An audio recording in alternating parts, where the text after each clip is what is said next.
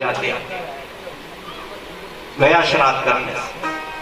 पितृ सप्ताह जी का पाठ करके उनको गया में जाके श्राद्ध कर दो। वहां पे नारायणी शिला है, नारायणी शिला के पास में जाके जो दशरथ जी महाराज की साक्षी है उसके वहां जाके जो पिंड प्रदान किए जाते हैं वहां पे मुक्ति हो जाती है। और धुंधुकारी की मुक्ति हुई? धुंधुकारी मुक्त नहीं हुआ। जिस दिन गया श्राद्ध करके हरिद्वार होते हुए गोकर्ण जी महाराज वापस जब घर आए तो घर आके जैसे रात्रि में सो रहे थे उसी रात्रि में भयंकर अलग अलग स्वरूप से आवाजें आने लगी। तो उसने कहा कि कौन है? जब वो पूरी तरह से प्रकट नहीं हुआ तो गोकर्ण जी ने कमंडल से जल निकाला और जैसे ही अभिमंत्रित करके छिड़काव किया उस समय उसकी देव विभूति में एक आकृति बनी भैंसे जैसी। और उसने कहा, हा देव हे गोकर्ण, तू मेरा भाई है, मैं तेरा भाई धुंधुकारी हूँ, वेश्याओं के हाथों मारा गया हूँ, अधोगति में पड़ा हूँ, प्रेत योनि में लटक रहा हूँ, खाने को कुछ नहीं मिलता, पीने के लिए प्यासा घूम रहा हूँ, तू मुझे मुक्त करा दे। अच्छा, जीते जी तो इंसान कुछ भी कर सकता है। जीते जी मैं ऐसा कर दूंगा, ऐसा कर दूंगा, ऐसा कर दूंगा। अच्छा, मरने के बाद कौन साथ में जाने वाला? कौन जाएगा साथ?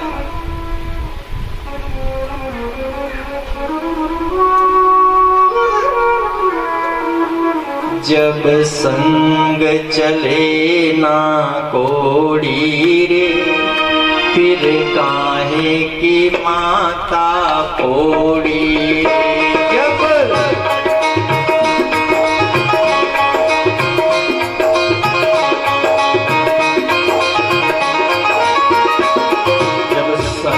चले ना फोड़ी रे, फिर काहे की माता फोड़ी रे। जब संग चले ना कोई रे, फिर काहे की माता फोड़ी रे।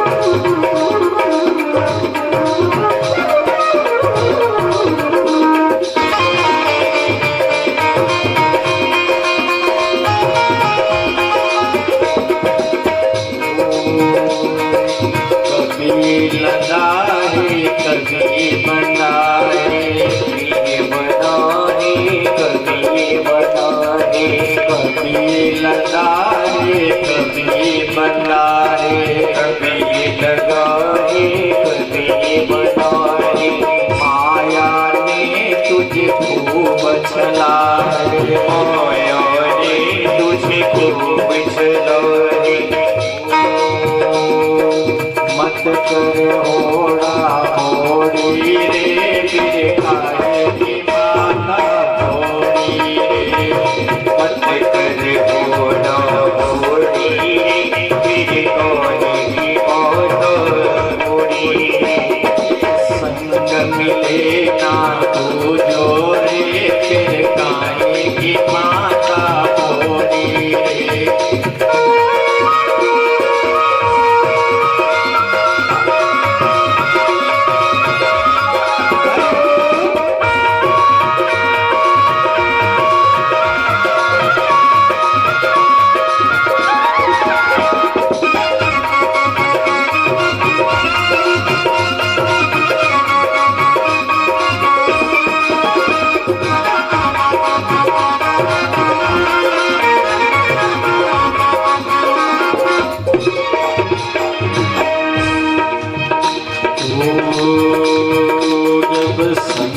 चले ना फोड़ी रे, फिर काहे की माता फोड़ी रे। जब संग चले ना कोई रे, फिर काहे की माता फोड़ी रे।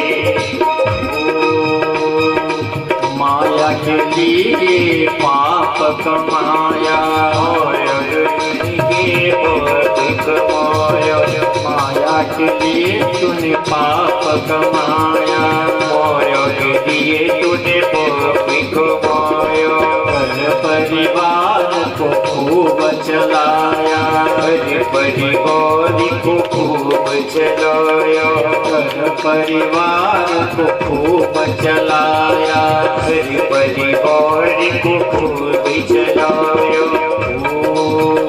जब संग चलाना कोई रे, फिर खाए की माता थोड़ी रे।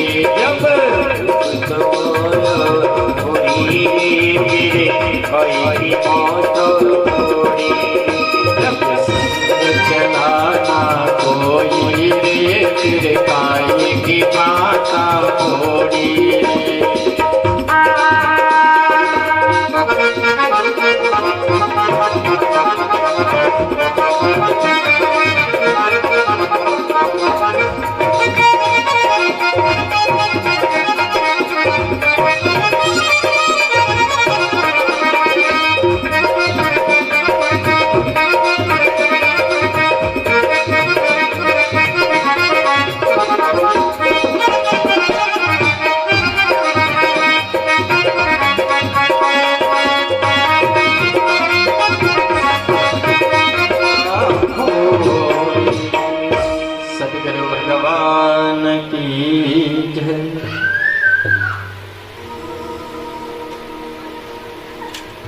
धुंधुकारी ने गोकर्ण जी महाराज ने जो ज्ञान दिया कि सब कुछ जानता हुआ भी तो अज्ञान बना और अधोगति में पड़ा। जीते जी सब कुछ है, पर जाते समय यात्रा पे किसी को साथ में ले जाया जा सकता है, टिकट कट सकती है, हो सकता है। कोई जबरदस्ती किसी के साथ मृत्यु के समय कोई चाह ले के ये मरा, मैं भी इसके साथ मर के साथ में जाऊं, वो मर जरूर सकता है पर साथ में उसके नहीं जा सकता। ठीक है, ऐसा कोई प्रावधान जो साथ में जाए। पहली बात, कोई किसी के साथ मरता भी नहीं है, और कहीं ऐसे गांव में सुनाई पड़ गया कि साहब वो उसके साथ में मर गया, तो दो ही साथ में तो जाना ही नहीं, क्योंकि कर्म के अनुसार रास्ता सब अलग है। कर्म के अनुसार जिसका जितने समय तक पुण्य रहा है तब तक वो रहेगा, वो खत्म हुआ। अच्छा, सबके पास मोबाइल है, वरना टावर को गांव में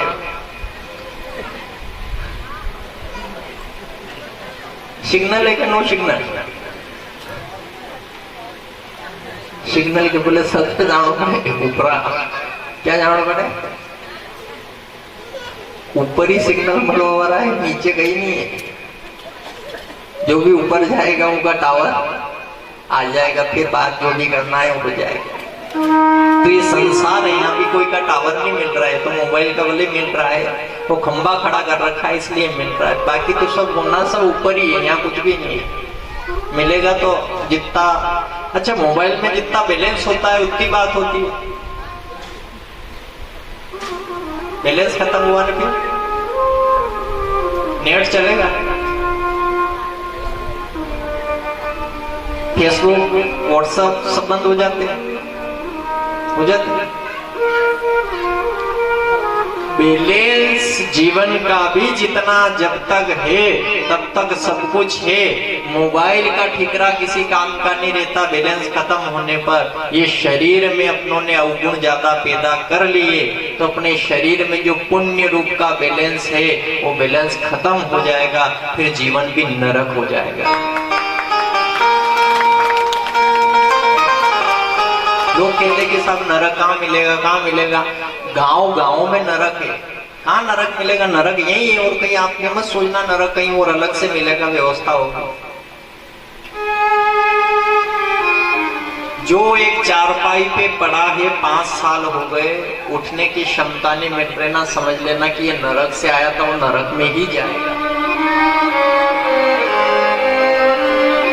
जिसके घर पे 24 घंटे क्रोध चल रहा है, समझ लेना कि ये नरक, वो नरक का कोई अलग से द्वारा थोड़ी है। रोज आपदा है घर के अंदर, सोच लेना कि ये नर्क का घर है। और जिस घर में सुबह जल्दी उठते हैं, भगवान के लिए स्नान होता है, पूजा होती है, घर परिवार प्रेम से बैठते हैं, भोजन करते हैं और प्रेम से मिलकर खेती करते हैं, तो समझ लेना कि यह स्वर्ग है। इस घर का दर्शन रोज करो।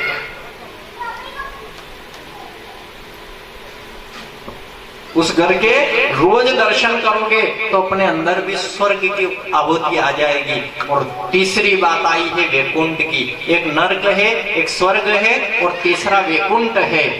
वैकुंठ किसको कहा?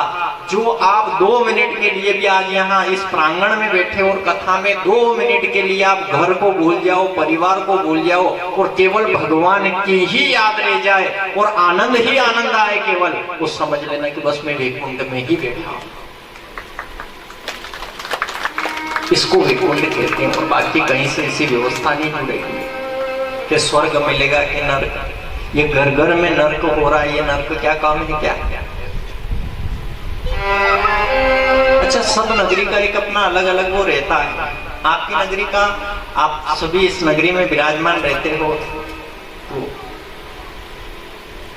यहाँ पे आपको कुछ कुछ आभास रहता होगा। देखो, अपने शरीर की ऊर्जा को ऐसा ताप स्वरूप में बनाना है कि वास्तव में हम जहां जाए तो थोड़ा अपने को जानना कुछ भी नहीं है, पर आभास हो जाए कि कमी कहाँ है। आप किसी व्यक्ति से मिलते हो, किसी घर के अंदर जाते हो, तो मेहमान में जाते हो, आप अंदाज नहीं लगा लेते हो कि ये घर का माहौल कैसा है। आप लाड़ी ने देखोगे या लाड़ी कशी दे रोटा देगा कि नहीं देगा, तो अंदाज लगा ही लोती लाड़ी रोटा देना नहीं, अपने साफ ही लोग निकलो या नहीं देगा, क्या अंदाज नहीं लगा सकते?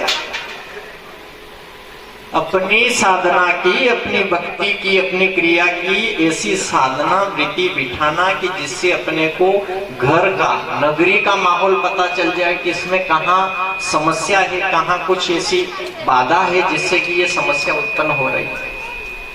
जब डॉक्टर के पास जाते हैं, मशीनें लगा के पता कर लेता है कि इसके शरीर के अंग की वजह से इस नस चोक हो गई है, चोक यहाँ हुई है, दर्द यहाँ हो रहा है, वो सब पता लगा लेते हैं। पढ़ाई भी ऐसी करी हो पंडित कारू सिंह जी, पता लगे?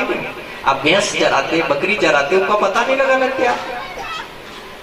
अरे बकरी का नाम ले लिया, फिर काम मैंने बकरी का नाम ले लिया, बहुत बुरा हो गया। सतगुरु